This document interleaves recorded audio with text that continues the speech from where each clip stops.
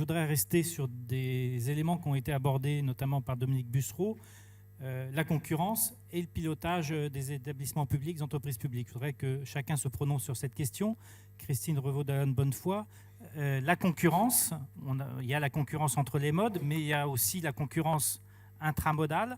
Est-ce que vous êtes pour la concurrence ferroviaire et dans quelles conditions, notamment sur le transport régional ou sur les intercités? Déjà, j'ai voté au Parlement européen sur le paquet ferroviaire. Sur le volet technique, j'ai voté pour. Je pense qu'il était très important, notamment pour tous nos industriels du transport, que nous puissions avancer. Sur le volet politique, j'ai voté contre. J'ai perdu, hein. Enfin, nous avons perdu le vote et le 4e paquet ferroviaire, la gouvernance, l'ouverture à la concurrence a été adoptée. Pourquoi ? Parce qu'il y avait des dispositions qui étaient d'ailleurs aussi portées par le gouvernement français concernant la situation des personnels des entreprises ferroviaires et le transfert de ces personnels en cas de changement d'opérateur.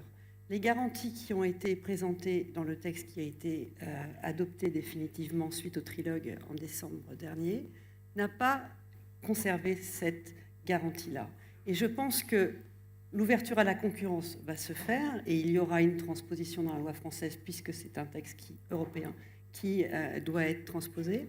Mais il va falloir le regarder d'une manière équilibrée et pas se dire que la concurrence, quoi qu'il arrive, c'est une fin en soi, ça va résoudre tous nos problèmes et on est tellement obnubilé par la concurrence, qu'on aura au final des meilleurs services pour les usagers. C'est pas la fin en soi, c'est le meilleur service pour les usagers, c'est faire en sorte que nous gardions des services publics et un accès à ces services publics pour les usagers et qu'ils puissent continuer à se déplacer, qu'il n'y ait pas de fracture territoriale qui soit accompagnée.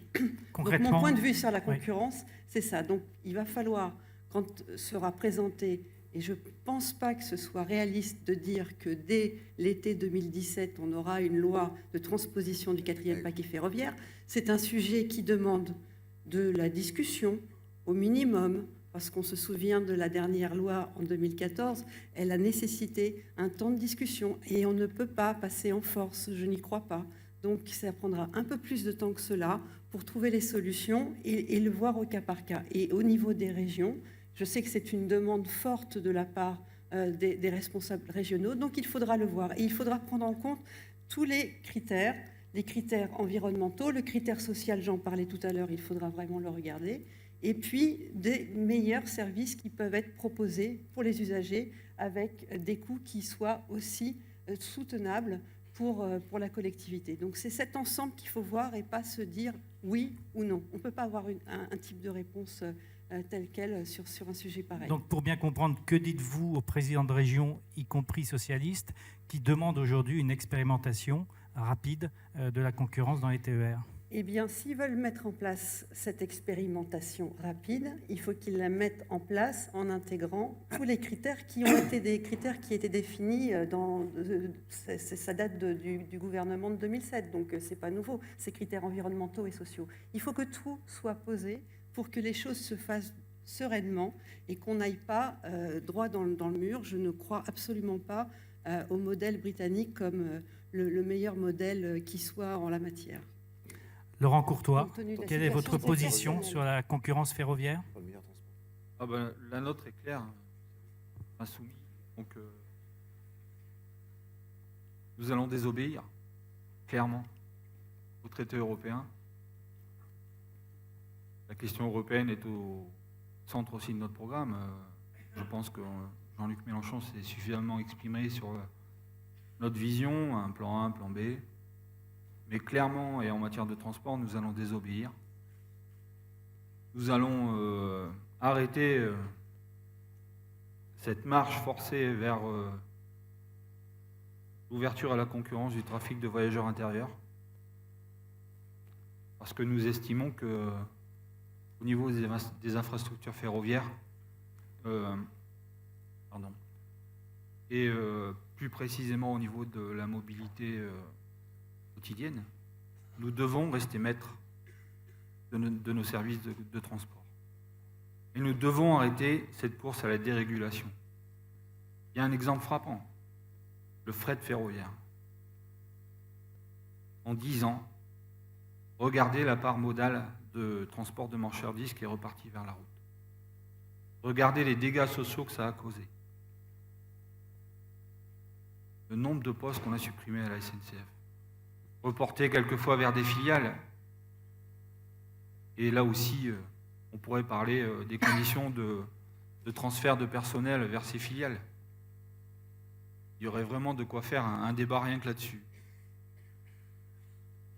Clairement,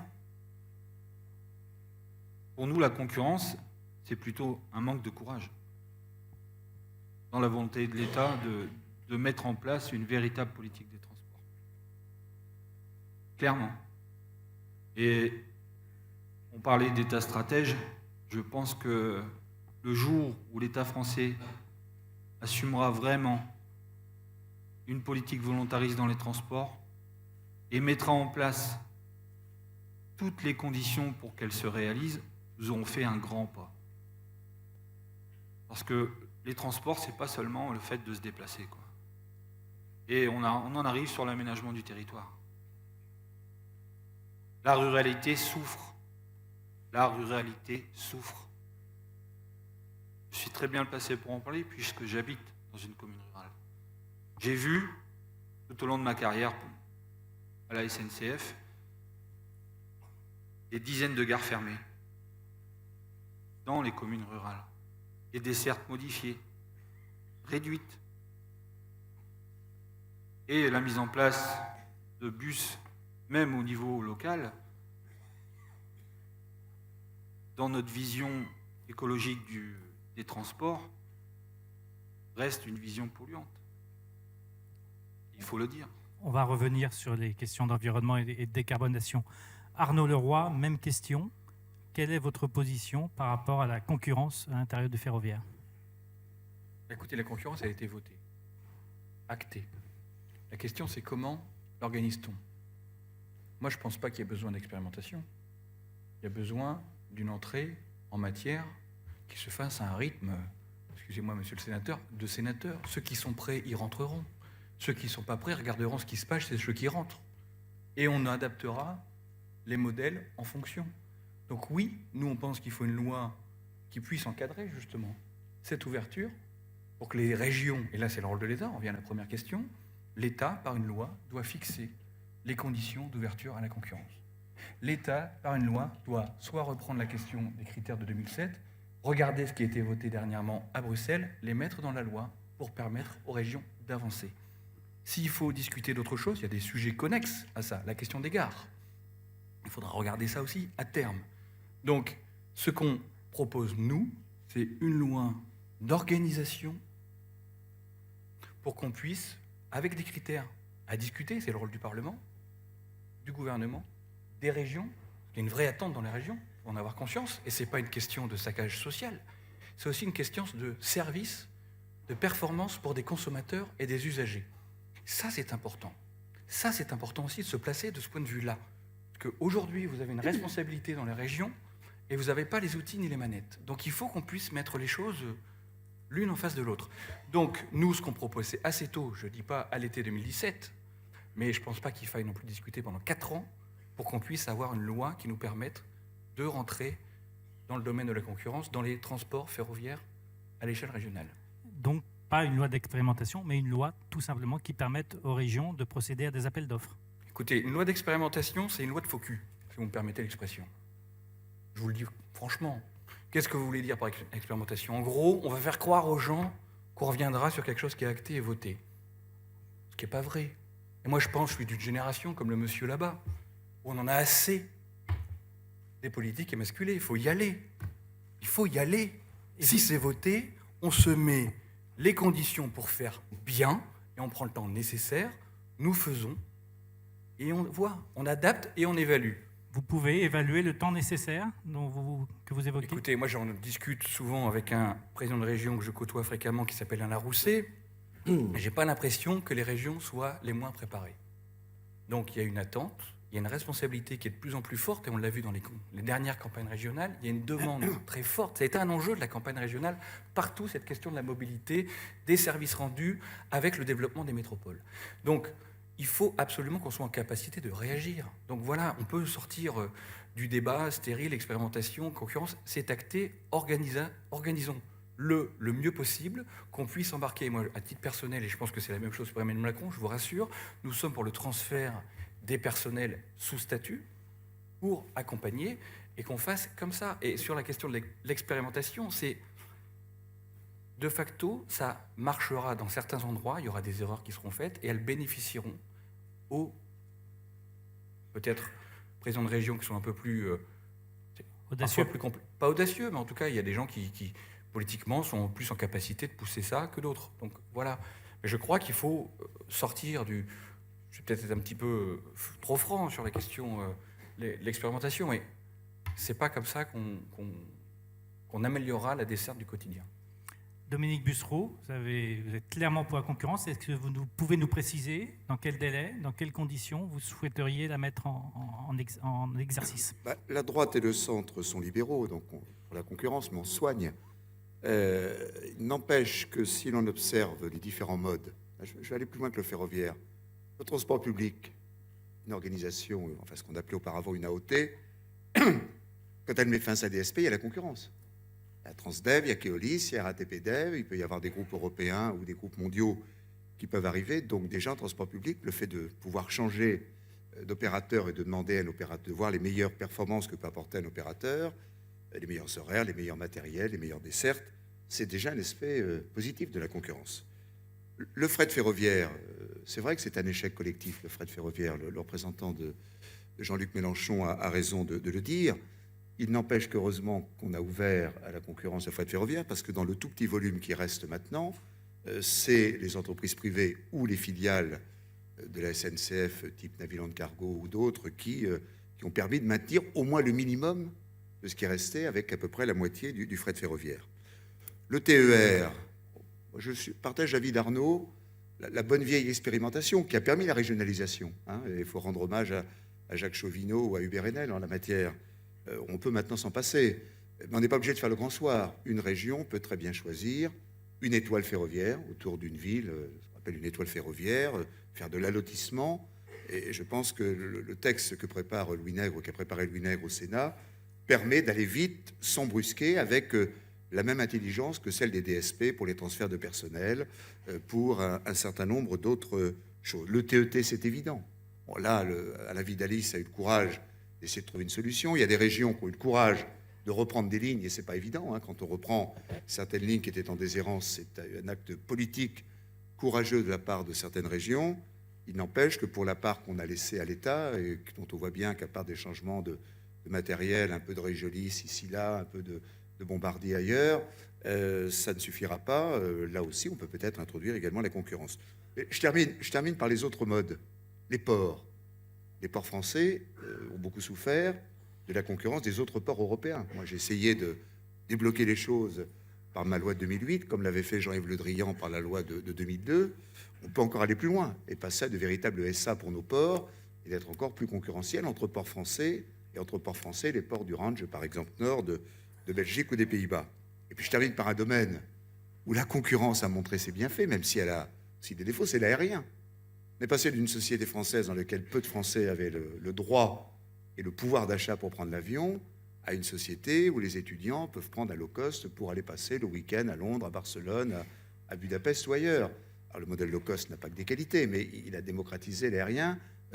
L'outre-mer, quand il y avait qu'Air France, pour aller à La Réunion, quand il n'y avait pas Air Caraïbes, quand il n'y avait pas Air Austral, quand il n'y avait pas d'autres compagnies, je ne vais pas toutes les citer, Corsair, etc., les tarifs n'étaient pas les mêmes pour la desserte ultramarine. Et puis enfin la concurrence entre aéroports. On voit bien que les grands hubs européens se font concurrence.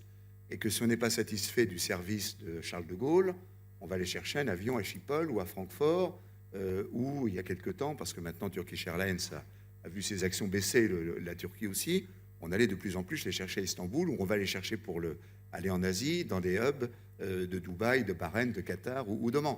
Donc, moi, je crois que la concurrence est facteur de progrès en matière de transport. Il ne faut surtout pas rester, comme vous l'avez été, tout à l'heure, madame, sur le rail britannique, parce que, certes, au début, madame Thatcher, elle a tout cassé, c'était épouvantable.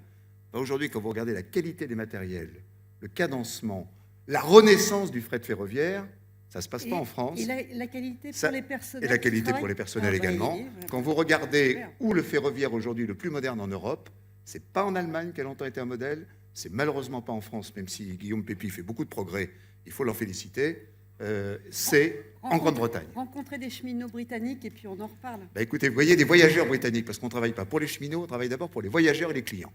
C'est la globalité qu'il faut voir. François Devoyer, sur ce sujet, Marine Le Pen est-elle libérale ou dirigiste? Je l'inscrirais dans la ligne du gaullisme. Donc, elle refuse, effectivement, bien entendu, la mise en concurrence de ce qui me semble rester une fonction régalienne, des infrastructures stratégiques. Et plus que cela, c'est un point essentiel de notre contrat social, c'est-à-dire que c'est l'accès égal de tous nos concitoyens au service public. Donc, il me semble que cela ne doit pas être bradé. Nous allons d'ailleurs plus loin. Hein. Le but est de renationaliser les autoroutes, de renationaliser les aéroports qui ont été bazardés, je pense à Toulouse avec la Chine, l'arrêt des privatisations. Vous allez me dire, ça va coûter très cher, mais ce qui nous a coûté cher, c'est le pillage des autoroutes qui a été réalisé. On voit rien qu'en dividendes versés, les entreprises type Vinci et FH ont déjà récupéré autant que ce qu'a gagné l'État sur un contrat de 25 ans, aujourd'hui. Donc là-dessus, on est très clair, la mise en concurrence de secteurs stratégiques conduit à privatiser les profits et à nationaliser les pertes. Je vais le dire autrement, la ligne Paris-Lyon va bien entendu être regardée avec des yeux tendres par toutes les compagnies privées. Je pense qu'entre Poitiers et Tours, en passant par Châtellerault, nous n'aurons pas grand monde pour reprendre ce type de ligne. Il y a une LGV qui ouvre le 2 juillet. Oui, justement, parlons-en de cette LGV que je connais bien. D'abord, les acteurs locaux n'ont pas pu travailler dessus comme ils Oui, l'espéraient. ils l'ont simplement Et payé. ils On l'ont n'a pas simplement entendu, payé. M. Bussereau, on n'a pas Non. entendu la Alors, première alors, j'ai la- simplement la dit qu'on l'a direction était- financé, cette ligne. Était un LGV, et c'est exactement cela, c'est que ça crée une France à deux vitesses. Tout à l'heure, on parlait de la France périphérique, celle qui a les moyens de prendre le TGV. Paris-Châtellerault, aujourd'hui, c'est 120 € aller-retour. Enfin, c'est délirant, c'est extrêmement cher. Et encore, ça, c'est le tarif basique. Et puis, ceux qui n'ont même plus de gare, qui n'ont même plus de train, et qui, pour simplement se déplacer de Port-de-Pile à Châtellerault ou dans ces petits bleds dans l'Aubrac ou ailleurs, n'ont même plus de moyens de transport. Et nous souhaitons, pour nous, éviter la mise en concurrence, c'est justement permettre à tous nos concitoyens de rester égaux devant l'accès aux services publics. Est-ce que je peux rajouter un petit peu? Allez-y, ce sera décompté sur votre temps de parole. Pas ne vous en grave, faites pas. c'est important de le signaler, c'est la question justement des lignes qui passeraient au travers de l'intérêt d'une mise en concurrence. Parce qu'il y aura certainement des lignes qui resteront sur le bas-côté. Là, on parlait tout à l'heure du rôle de l'État, il y a une place pour l'État. Il y aura des trous dans la raquette, il faudra corriger au nom d'une égalité territoriale, d'un accès aux services, ce manque d'attrait pour certains lots ou certaines lignes particulières, parce qu'on ne sait pas encore comment on organisera ça à l'échelle régionale. Est-ce qu'on fera, ce sera l'ensemble du réseau ou certaines lignes, certains segments? Il faut qu'on regarde ça. Par contre, il faut qu'on assure un filet si jamais nous n'arrivons pas à une allocation de ces lots.